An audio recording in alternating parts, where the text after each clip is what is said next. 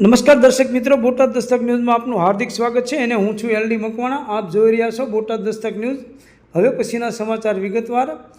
Botad PBSC સેન્ટરની સરાહનીય કામગીરી. માતા વિનાની દોહિત્રીના ડોક્યુમેન્ટ તેના પિતા પાસેથી અરજદારને પરત અપાવ્યા. સેન્ટરના કાઉન્સિલર સમજાવટ બાદ સમાધાન.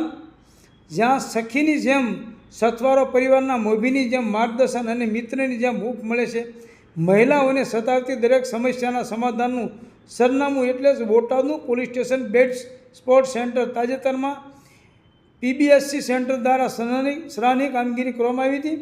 વાત એમ છે કે બોટાદ પીબીએસસી સેન્ટરમાં અરજી આવી હતી, જેમાં અરજદારની દીકરીનું 10 વર્ષ અગાઉ નિધન થયું હતું. ત્યારબાદ તેમની દોહિત્રીની તમામ જવાબદારી અરજદારે સ્વીકારી હતી, કેમ કે અરજદારના જમાઈ દીકરીનું પાલન પોષણ કરવા માટે અસમર્થ હતા. બીજી તરફ જમાઈએ દીકરીના તમામ જરૂરી ડોક્યુમેન્ટ પોતાની પાસે રાખી લીધા હતા અને પરત આપતા ન હતા, તથા દોહિત્રીને ભણવા બેસાડવા તેનો જન્મ તારીખનો દાખલો, આધાર કાર્ડ અને તેની માતાનો મરણનો દાખલો શાળામાં આપવાનો હોવાથી બોટાદ પીબીએસસી સેન્ટરનો સંપર્ક સાધી તેમની સમસ્યા જણાવી હતી.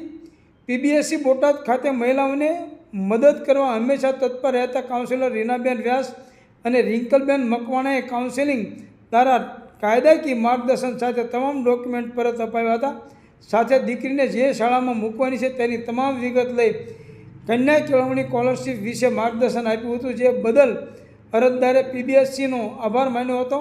બોટાદ જિલ્લા બાળ અધિકારીની કચેરી દ્વારા બોટાદ મહિલા પોલીસ સ્ટેશન ખાતે પીબીએસસી કાર્યરત છે. પીબીએસસી બોટાદ ખાતે કાર્યશીલ ખૂબ જ ઉત્સાહી અને મહિલાઓને મદદ કરવા હંમેશા તત્પર રહેતા કાઉન્સિલર રીનાબેન વ્યાસ અને રિંકલબેન મકવાણાને મિત્રતાપૂર્ણ વાતાવરણમાં મહિલાઓ કોઈપણ જાતનો ડર રાખ્યા વગર રજૂઆત કરી શકે છે.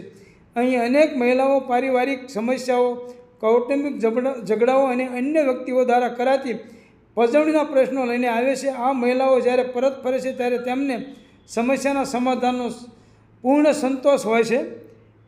Botad Dastak news, LD Makwana, Botad.